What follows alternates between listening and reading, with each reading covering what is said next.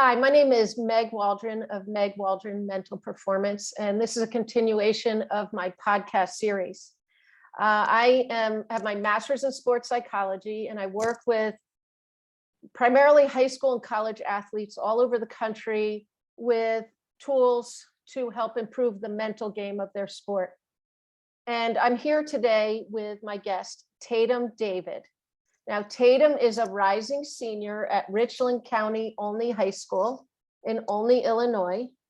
And she's a distance runner. This past spring, Tatum turned heads when she ran at the Hoka Festival of Miles in St. Louis in the running not only her personal record in the mile, but a meet record of 4:42:15. Now, what it took Tatum to get there, what it took you to get there is the really amazing story to tell. So I first just wanted to start out by welcoming you to the show, Tatum.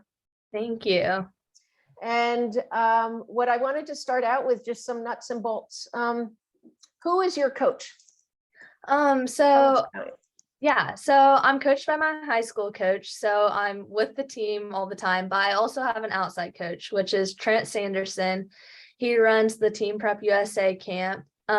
So he's the one that gives me my workouts that I do weekly, but then also my high school coach is there to help me out as well. And what's your high school coach's name? Amy Julian. Cool. All right. How many girls are on your team? About 9. I don't know the exact number, but it's a pretty small team. Yeah, it sounds like it. And are there people around your caliber that you train with, or do you do most of your training alone? I do most of my training alone. There's times on longer runs that one of my parents will bike with me, but most of the time I'm on my own for training. How do you feel about that?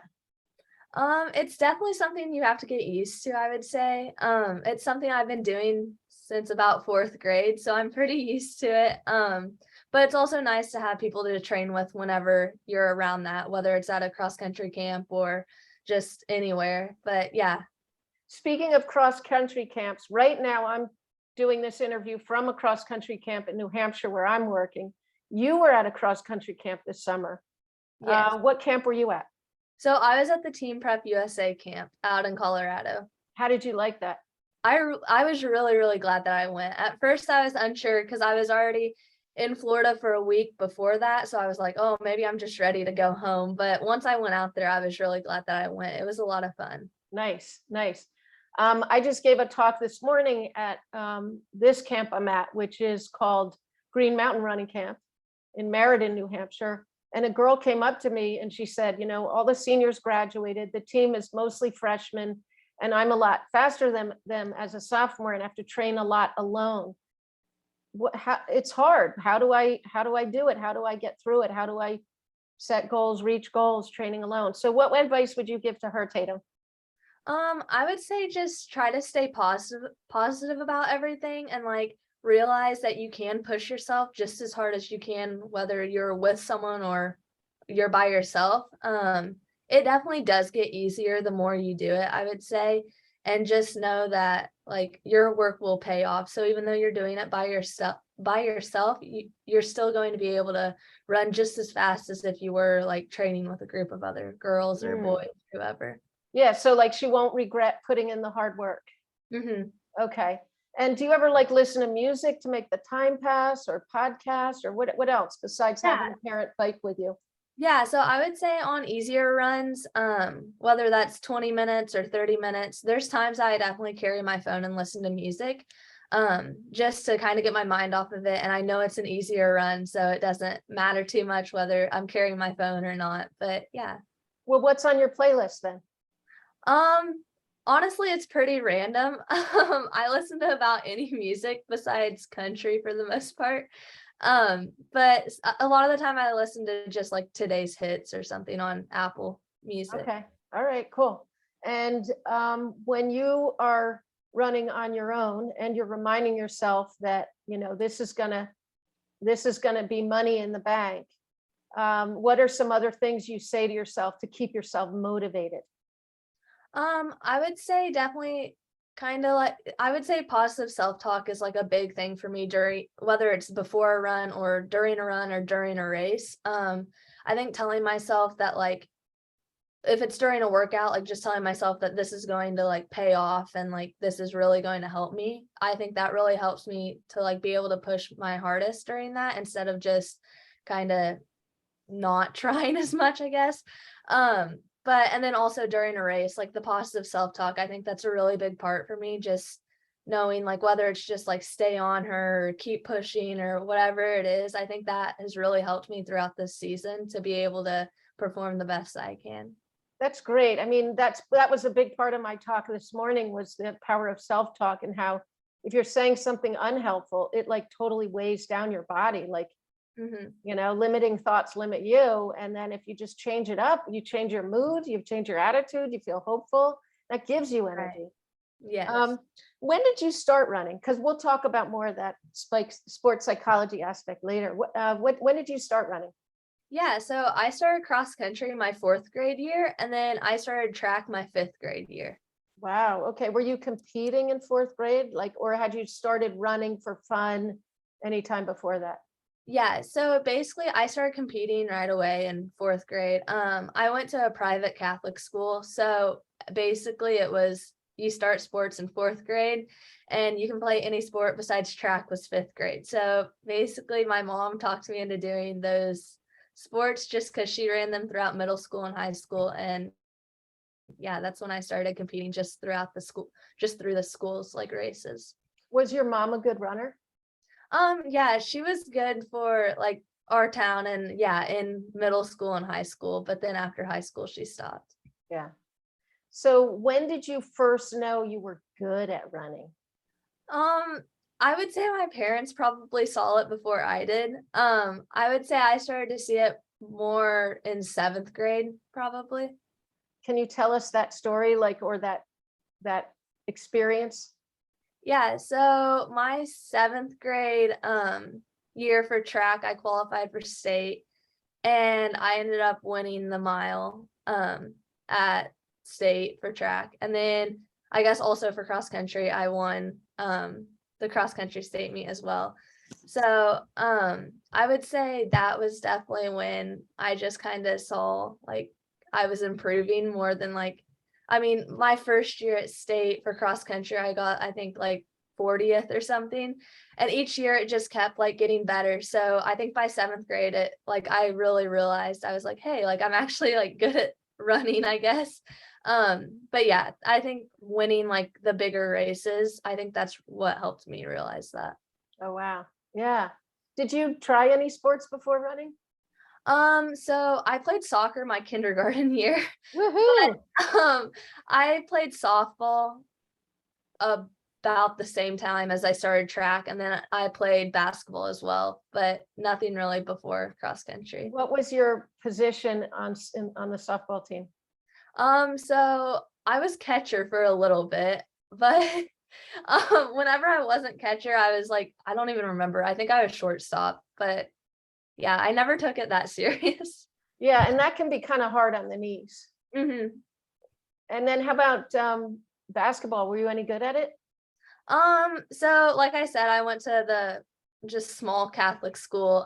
So like for our team, yeah, like I started and everything, but I think if you put me into high school basketball, no, I probably wouldn't be very good. But it was a lot of fun during middle school. How tall are you now? Were you tall then? No, not really. I'm like 5'6" right now. Okay. All right. All right. So if you didn't run, what do you think you'd be doing? Um, I always say I feel like I would play soccer because even though I played soccer it was either kindergarten or 1st grade. I didn't like it too much then, but as I've gotten older, like whether that was during recess during middle school or something like that, I've enjoyed like just kind of playing soccer for fun, like whenever I was younger. So I feel like it'd definitely be that. What position would you play? Honestly, I have no idea. Probably like, I don't know if I even remember the soccer positions anymore. Yeah. But no regrets now on the road to running. No. All right. Nice. Nice. So what is like your favorite workout? Um, I would say during track season, there's some fun track workouts that I do. I really like the ones that are kind of more like ladders, I guess. So, I don't know if there's really a specific one that I really like, but there's times that I've done like a 300, 400, 600, things like that. And then like maybe a 3 and then another 6 or something like that. But I really liked those this year for track season. I enjoyed this. Nice, nice. Yeah, I hear you on that. I love ladders. Mhm. What So what was your mileage, your weekly mileage as a freshman, say in cross country season, Mhm. versus your weekly mileage now heading into your senior year? Yeah, so I've always been very low mileage. I've never ran high miles. So I don't know the exact number my freshman year. I honestly don't remember too much. But it was honestly maybe around 30, maybe a little less, 25, something like that. Where now it really hasn't changed too much. It's more maybe closer to 40, but 35 to 40. How many days a week of that are you running? So most of the time I'm running every day, but there are times either once a week or every like 10 days, I'll have like a swim workout. Okay, so like a full day off from running. Yes. Okay, and then what's your longest run? My longest, so I go off of minutes instead of miles, but my longest run is usually 45 to 55 minutes. Okay, So and that's usually my long run. is it hilly or flat where you are? Basically flat. Yeah, it's flat. So in light of that, what's your favorite season? Do you like track better, or do you like cross country, or you like them for different reasons? Yeah, I would say definitely like I think it's always dependent on the season that I'm in. So like during cross country season, I'll say my favorite season's cross country, but then by the time track like rolls around, it's like I feel like track's my favorite. So honestly, I think it's the season I'm in. Nice, nice. Okay. And then how far are you from a track? Like, can you jog to the track from your house? Do you have to hop in a car? It's only a couple miles. So Do you jog there, or yeah, there's times whenever I have a track workout, I'll just do my warm up to the track because it's only like usually my warm up's 15 minutes and it's that's basically perfect? 15 minutes. Nice. So yeah. Nice. Now, if you did drive a car to the track, do you have your own car? No, I don't. I actually drive my mom's car. Hey, mom, she wants a car. Yeah. Yeah. All right. And then let's see. Are you friends with any other good runners of your age or older? Yes. Tell us about it. So one of my closest friends is Ava Perek. She's from Chicago, which Chicago is about 4 to 4.5 hours away. But my freshman year, she's 1 year older than I am. So my freshman year I met her and basically we were at a couple of the same meets. So then that summer we actually went out to Colorado and we trained together out there. So that was really fun. And then I moved away from Illinois, but so I didn't see her for a couple of years. And then this previous fall, whenever we just took a short weekend like back to Illinois and we watched her compete at the state meet, the cross country state meet. So we've just been in touch since basically freshman year. But yeah, so And how is it helpful to have another fast girl friend? I would say it's really helpful because like they've went through like a lot of the same things as you have. So like whether you need advice on something or like you're going through injury or anything, like it could be the smallest thing, like you have that other person that you could ask them for help or like advice or whatever you need. And like just because like they've went through the same things or like they're training similar or things like that. Nice, nice. So you mentioned you had moved. Hmm. So let's kind of roll up our sleeves and get a little bit more into the meat of your journey. Hmm. Tell us about, you were living in Illinois, you'd always lived in Illinois, right? Yes. And then you guys move. So Hmm. tell us that whole story, Okay. why, when, and where you landed. Okay. So yeah, so I've grown up in Olney, Illinois my entire life. I've lived in the same house my entire life. So I've never moved around. And then basically my sophomore year during track season, whenever COVID kind of first happened, I guess, our school went online and they ended up doing pass or fail instead of giving actual grades.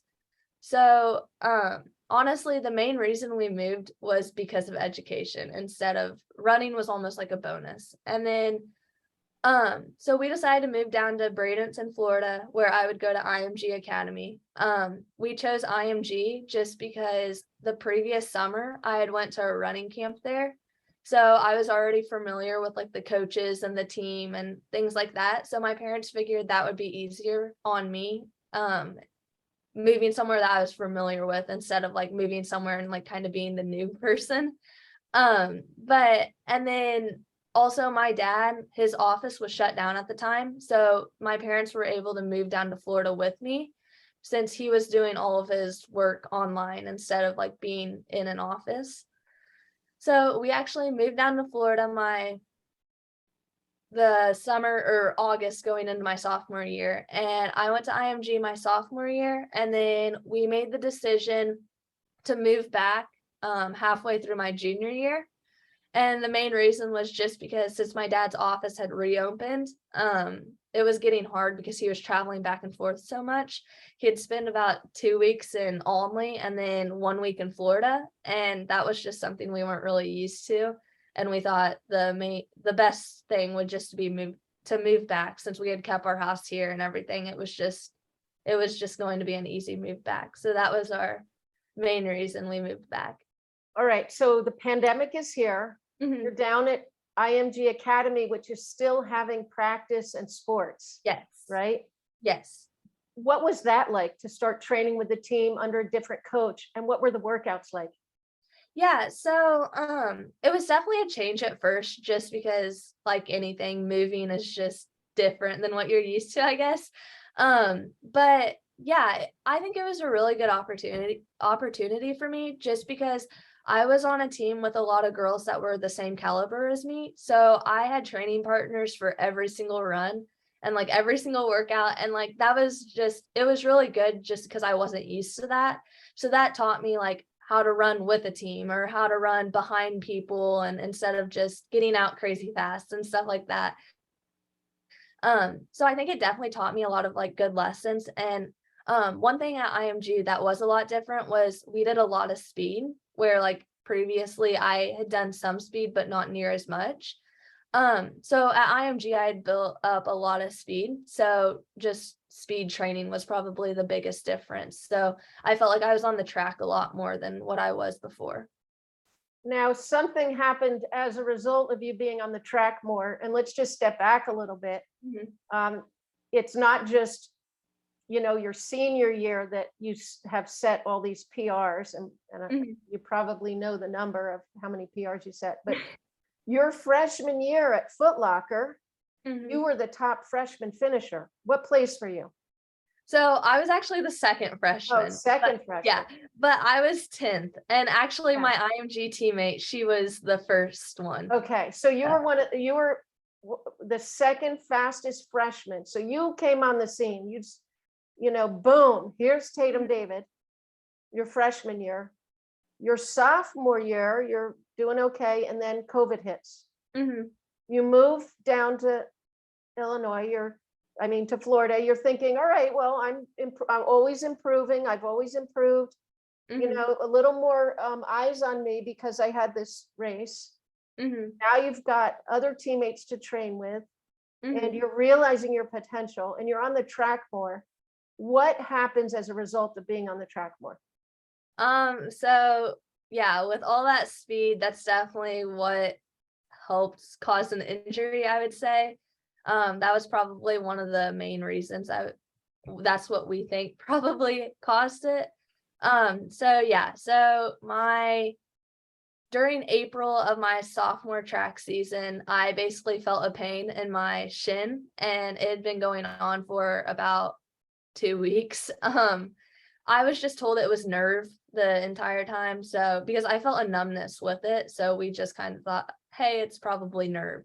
So I had ran on it for about 2 to 2.5 weeks. And then towards the beginning of May, We finally got an X-ray and MRI, and it came back. It was a 6-inch stress reaction in my tibia. Wow. Yeah. 6 So inch. yes. I don't even know if I've heard of that before. Yeah. So it was 15 centimeters, which then Let's comes. hope that's a personal record you never break. Yeah, yeah. So, it was definitely a shock. Like I knew something was wrong just because of the pain I'd been feeling, but I did not expect that. And with that, I was on crutches for 2 weeks, and then I was on crutches and a boot for another 2 weeks, and then just a boot for another 2 weeks. So, it was definitely a shock at first just because I had never been on crutches. I had never been injured. I mean, the biggest injury I had was like something that you just take like a week off or just soreness, stuff like that. So, yeah, it was a big shock. Yeah, yeah. So, and yeah, you're right. We don't always know what causes our injury because a Mhm. lot of causes can give rise to one injury, right? Right. But you were training with it was more competitive. There's Mhm. more people around you. Maybe even your easy days might have been a little quicker than you might have done if you were home by yourself listening to Mhm. Taylor Swift. um, so, what was the entire length of time from injury to getting back training again? So basically I stopped training in May, and then I started training a little bit That towards the was end of summer. May of 2019 It was or 2021. 21. It was Okay. just last year, yeah. Yeah. So yeah, this was the end of my sophomore year, and then it went into the beginning of my junior year. But yeah, so basically I started doing a little bit of training towards the end of summer, like your typical like coming back from injury, like the 1 minute run and then like 1 minute walk or something like that. But then basically our team went to Flagstaff that August and we hiked into the Grand Canyon, which kind of caused my shin to flare back up again. And it came back, it was shin splints, and the stress reaction never came back, but it was still enough where like I couldn't run on it. And so basically due to that, tight calves and tendonitis in my ankle, I missed all of cross country season and decided to use cross country as like kind of a training rest recovery period. So basically I did not start consistently training until December of my junior year. Wow. So that's like 7 months or something from Yes. May, June, July, August, September, October, November, December. Mhm. 7 months that you couldn't train. Mhm. All right. How did you get through that time? I would say definitely sometimes were tougher than others. There would be times that I would wake up and see my crutches and I just like would start crying because I was like, I can't believe that I'm on crutches and all this stuff. Like it just like it was a shock to me. Like I never thought like that would really happen, I guess. Like I knew like it could, but like I just never thought it would. So I would say like the biggest things are like you just have to trust the process and like realize that like if you do everything that you can without like rushing it, like you're going to get back to where you were, or like you're going to at least be close eventually. So like I would say you just need to trust like in what you're doing and like try to do everything you can, whether that's like seeing a physical therapist or if like the doctor gives you exercises for it, like make sure you're doing the exercises and things like that.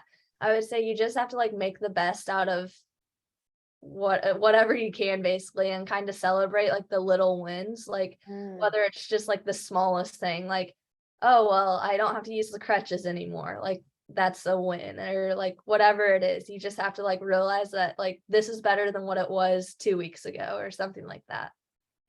A lot of the things you're saying echo what Marley Starlipper said when I interviewed her, and she had a similar situation where she got injured and then re-injured. And Mm-hmm. she does talk about trusting the process, trusting the people who are helping her, following through on her PT, um, being patient, and having gratitude for the small wins. So that's really nice formula. What other resources did you have to like just sort of make you feel happy when you needed it? Yeah, so my parents definitely played a big role, whether it was just like trying to get my mind off of things like, hey, tonight, do you want to go get ice cream or whatever it was, like just small things. And then definitely like my friends and like my teammates at the time, they definitely helped too. Like, just same thing, whether it was, hey, do you want to go do something this weekend or something like that. I think being around my friends and family, it, like, kinda helped me get my mind off of actually what was happening, and then also, I would say, like, it was also a time where I could focus on school as well, like, whether that was finals, midterms, or just projects throughout the year, I think since I knew I couldn't run, like, it was one of those things, well, like, at least I can focus on this and, like, try my hardest in school right now, so I think just staying focused on other things, I think that definitely helped. Nice. Yeah. They're like healthy distractions and just Mhm. other ways to challenge yourself and find some wins, satisfaction, and joy. You know, the other thing is, athletes, when we are successful, especially from a young age, we tend to over identify. Like I remember when I was young and people were like, "Oh, you're the runner. You're Meg the runner." Mhm. And I became Meg the runner. So when I got injured, I didn't know who I was. Yeah.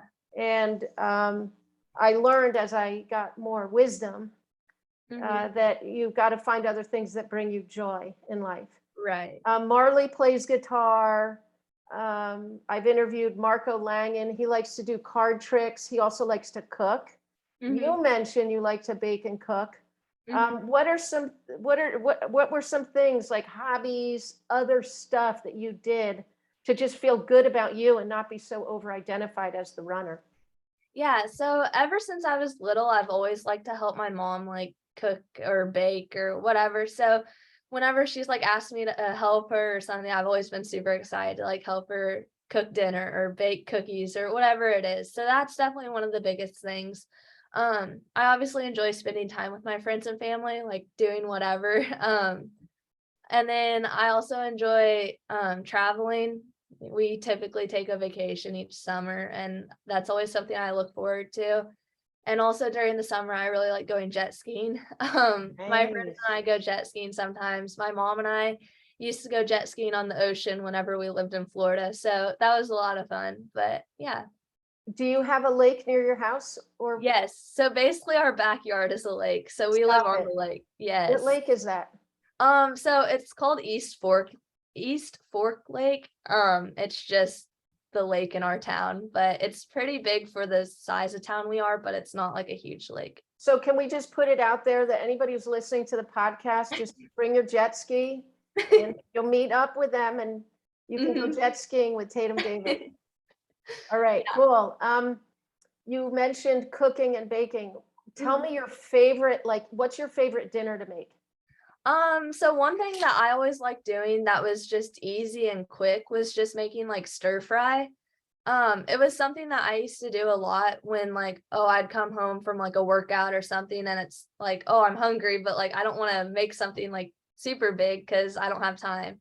But it's always something that like you can change up every single time you make it. So like you basically can use any rice you want and then you can mix up the vegetables as well, like whatever you want. So I used to always do like carrots and squash, zucchini, onions, Brussels sprouts, just different vegetables each time. And then I would always like saute those in like olive oil, or I would sometimes use like flavored olive oil. And then I would then use like some sort of sauce, and same thing. I would change that up every time too, whether it was soy sauce, teriyaki sauce, whatever. I would try to make homemade sauces sometimes. But yeah, I always enjoyed making that just because it was something you could change up so you like wouldn't get tired of it, but it was also like quick and easy after like a hard workout or a long day and like you don't want to like actually like cook, I guess. But yeah, I always really like doing that. Nice. Now, do you have a favorite like cookie recipe? Like, what's your go-to for baked things? My favorite cookies are probably chocolate chip cookies. Mm. You can't really mess those up, but one thing I used to always make was granola. It was just like a no bake granola. I used to make it for my dad because he really liked it. I still do sometimes. But same thing, it's like super easy and super quick since you don't have to bake it All or right. anything. You're going to share your recipe with me and I'll put it on Instagram. All right. Okay. Nice. All right. Good, good. So you also mentioned you like to travel. What's Mhm. the favorite place you've been to? A couple years ago we went to Hawaii, which I really liked.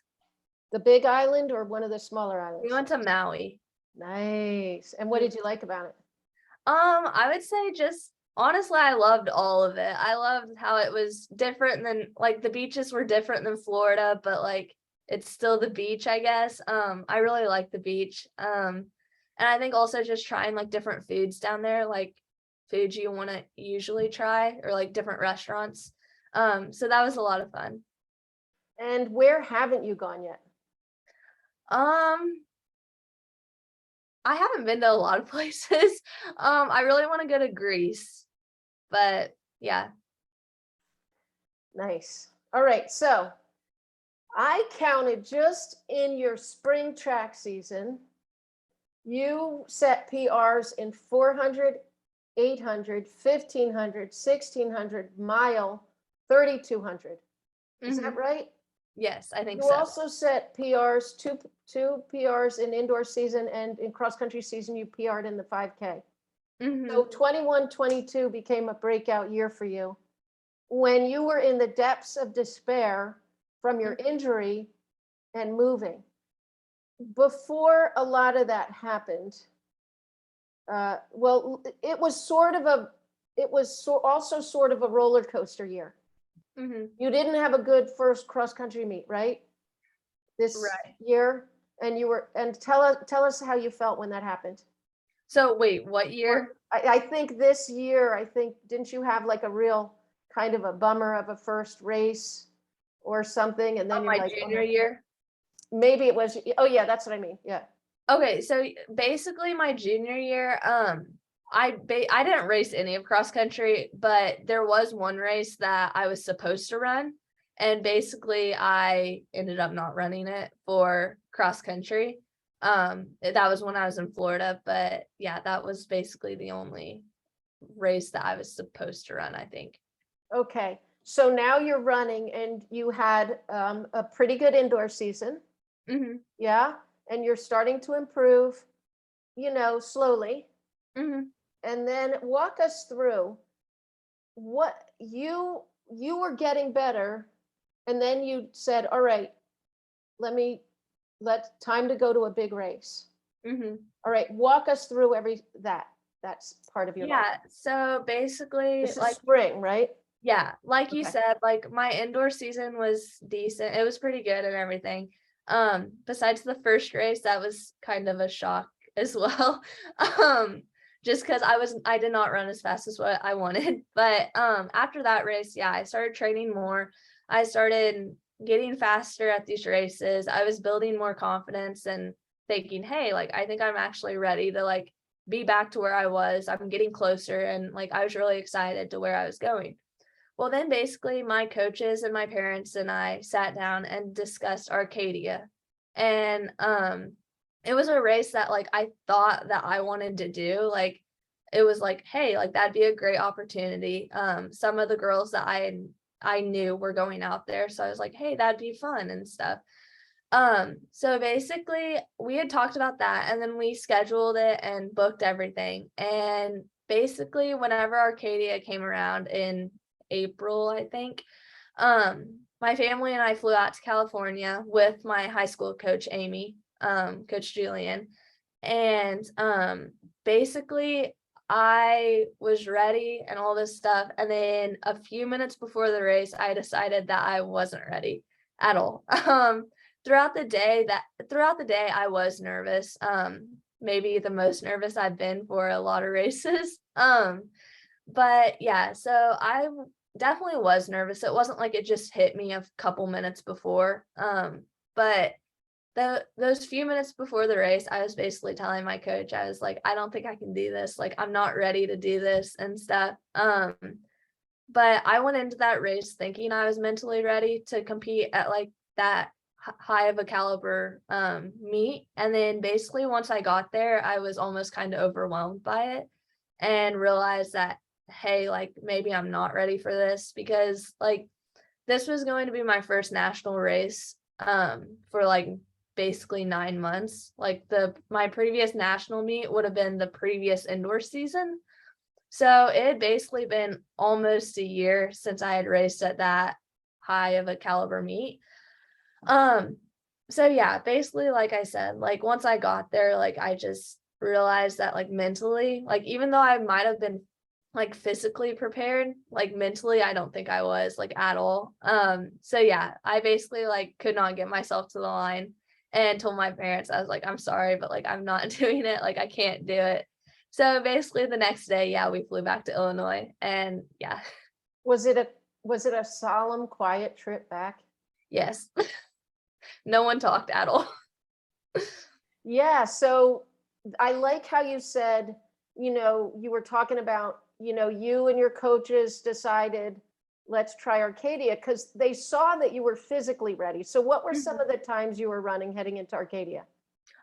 So previously, one of my indoor races, I had ran either 4:58 or 4:59. I think it was 4:58. For the 800, I think I had ran 2:15. Um, I'm I don't remember if I ran the 32 yet or not, but I think I did. I think it was around 10:30. And I knew that I could run faster with competition, because those races were just like the small, like dual meets or races like that. So there wasn't a lot of competition. So like physically, I knew that I probably was ready to compete at that level. It's just mentally, like I wasn't. Yeah, so there's physically ready and everybody sees that. Hmm. Then there's mentally ready and that's inside your head and people aren't necessarily seeing that. Right. Right? And we could think we're mentally ready if we're winning a bunch of races in good times. But Hmm. it's a whole nother game when we're running side by side or behind people who are faster than us. Right. And Yeah. it's all eyes. And Hmm. also all the buzz nowadays in these meets, with lights and, all the smoke and all this stuff that happens at these big meets. It's a lot of pressure. Hmm. What have you, so that was like a crystallizing moment for you. Hmm. What did you learn about yourself in that experience? I definitely learned that like I need to listen to myself, and like I'm the one that knows myself the best, and like I know mentally what I'm thinking, or like what's going on in my head, or whatever, however you want to like explain that, I guess. But basically like I just learned that like I need to like almost trust my gut on that, and like not try to like live up to other people's expectations, and like do it for myself instead of, oh well, my coach and my parents want me to be here, like I need to like be there because I want to be there, and run because I want to run, instead of I'm doing this for someone else. Word. Hey, everybody, did everybody hear what Tatum just said? Oh, wait, I'm going to upload this to the universe, so everybody's going to hear that. Word, word, word. I love that you just said that. Hmm. You go, girl. Own it. Wow, wow. That's huge. So huge. You went from being in the passenger seat of the car to the driver's seat of the car. You got your license. Oh my God, that's amazing. What are some other things you have done in this last year or so to sharpen your mental game? Hmm. I would say definitely just like I said earlier, trusting the process. I think that's really helped like mentally for me, because then like I can like if I trust my coaches and my parents, or physical therapy, or the exercises I'm doing, whatever, whoever it is, like if I trust that, then like I know that I'm going to be like okay for the season, or whatever it is. I think also like when it comes time for a bigger race, or even if it's just a small meet, looking back on like all of my training, I think that really helps me mentally to know like, hey, like I am prepared and I'm ready for this. And I think that's one of the biggest things that has helped me like feel confident in my training and running and racing and everything like that. And then also, like I said, like the positive self-talk, I think that's really helped with um like kind of keeping up with everything, and like during a race, like making sure like I don't get those negative thoughts like in my head. I think that's really helped me be able to be more positive, I think. Yeah. Do you have a favorite helpful phrase? I feel like it honestly kind of depends on whatever race or training. Like I feel like I think of it right then instead of like before or whenever. So Yeah. it honestly kind of varies. So now in um, the tell us about the Hoka St. Louis Festival of Miles. Okay, so walk us back through when it was, Mhm. the decision to go, what were your goals? Yeah, so basically, towards the beginning of May, we were kind of talking about postseason a little bit, like, hey, like I want to do something after the Illinois State track meet, but like what race am I gonna do? And basically we decided on the Festival Miles race in St. Louis just because I had ran that my seventh and eighth grade year, except in the middle school mile instead of the high school one. Um, and I had always, like, enjoyed that meet just because I felt like it was, like, a really good meet and, like, the way that it was set up and everything, I always had a lot of fun there, and it didn't feel, like, super overwhelming or anything. And, also that meet goes to, like, a good cause. They pick, like, an athlete in need each year. So, like, that was something that, like, we've always just been like, "Hey, like, this is a great meet to do," and stuff like that. So basically, we were talking about that meet just because it's usually the first week of June.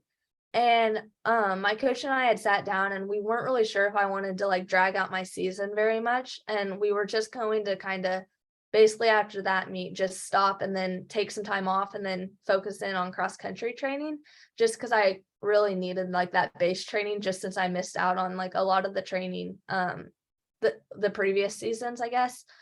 So yeah, so basically we decided on that meet just because I had really liked the meet the previous years. But yeah, so I was really, really glad that I went to that meet because it was a lot of fun and it's really well set. It's a very good like set up meet. Did you think that you were going to win it and No, also set a meet record no. and crush your previous personal record? Yeah, so basically I went into the meet hoping that I would break 450. I didn't set very many, like I didn't set high expectations, just I mean, I did the same thing for the state meet for Illinois. I didn't set very high expectations. But so I went into the race like hoping, obviously, like I was hoping that I would win. And I was like, oh, like I think I can, like I really feel like I can. So like I'm going to try. But I definitely didn't like go into that race thinking, yeah, I'm definitely going to win. Like I didn't really think that. And then basically once the gun went off, I had an awful start and I was in dead last, I'm pretty sure. And basically I just kind of adjusted to that situation and it was perfectly fine. Like the race itself was really smooth and being in that like good of competition, I always love like competing against girls that are fast, obviously, just because it's so fun because like they can keep the pace and everything, and like you can just sit behind them, or you guys like you like all help each other. I would say like I think that's really helpful. So the race went really really smooth, and like basically the last 300, I told myself I was like how bad do you want this? Like, do you want to win this and all this stuff? I just kept telling myself, I was like, you have to go now. And basically, when I made my move, I was like, you cannot slow down. Like, you have to like keep going. And I just kept telling myself that. And basically, then like it all worked out and it turned out really, really good. And I was really glad that I made that move because there was sometimes during the race, I was kind of thinking like, oh, do I have enough to make a move and all this stuff? And I was hoping that, oh, I hope I didn't go too soon or things like that. But then once I went, I was like, well, if you went too soon, like you can't slow down now. So, but yeah, it was really good. I liked the way it turned out. So you found that extra gear. Yes. Nice. Um, you decided, so now you're at the top of your game. You made that kind of, you got mentally strong after that low point at Arcadia, Hmm. and you go and you have this breakthrough race, boost your confidence. And then you say, okay, season's done. So other athletes could have said, hey, I'm in the best shape of my life and I just ran the best race of my life. Let me do Mhm. one more meet. Why did you decide to end your season then? So yeah, like you said, I definitely could have been like, oh, like maybe I should do another meet. And like that crossed my mind a couple of times. But then basically once my coach talked to me, I honestly just it kind of just I just felt like that was what was right. And like that just kind of felt like I just like I wanted to end my season on like a high note basically. And I was just like, well, I should just end it now and just focus on cross country season because like I said, like I needed that base training. So that was basically what we decided was best, I guess. But yeah, I was really glad that that's how I ended my season though. Wow, that's great. That's great. Well, Tatum, I've really appreciated you taking this time to talk with us. So many young people reach out to me or their parents and say, do you have any tips for somebody who's been injured when they were all ready to start the best season of their life, or who, had a huge setback? You had several in the last few years, pandemic, which we all experienced, moving away from the homestead, getting injured, getting re-injured, then having this sort of kind of emotional setback at Arcadia, to then coming back on top. Mhm. So you take all that wisdom with you into your life experiences, which is really powerful because, the thing that, you mentioned the word, it was a shock, right? It was a shock to Mhm. get injured. You know, I was shocked. I had this bad race at the beginning of the indoor season. It was shocking, a shock, which is kind of funny because the brain plays tricks on us. Mhm. And so we go into sport and we have, early success. We forget that sport is not only winning, but it's losing. It's Right. not only healthy, but it's injured or Yeah. tired days. We just, Mhm. and the brain, we sort of think that it's always going to go in this trajectory, but really progress is like spaghetti, Right. Yeah. right? And you mentioned trust and patience and, seeking out other people for support. And here you are now at the top of your game, but taking all this wisdom now with you into your final year of college. Mhm. So just and I hope, if you're okay with it, to do another podcast with you, because I think listeners are going to be interested in like your whole, like, what's going through your mind if you are thinking about running in college and what that's going to look like. But Yeah. what right now, what is it looking like? What are you looking for in a college? Maybe Um, some college coaches are watching this too. yeah.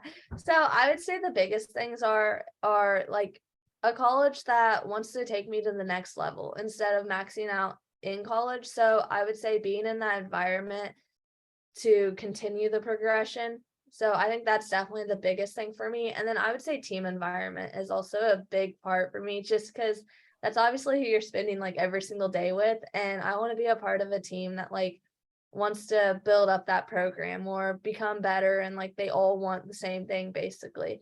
And which I know you get that with many college teams, but also there's some that you don't, I guess. But I would say those are the biggest things that I think would be very helpful to like look for in a college. All right. Well, college coaches, build your team culture.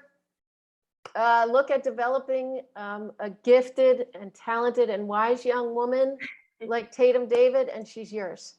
All right, Tatum, thank you so much for joining us today on the Meg podcast. And Thank- I really hope to see you again and talk to you again. Yes, thank you so much. All right, take care.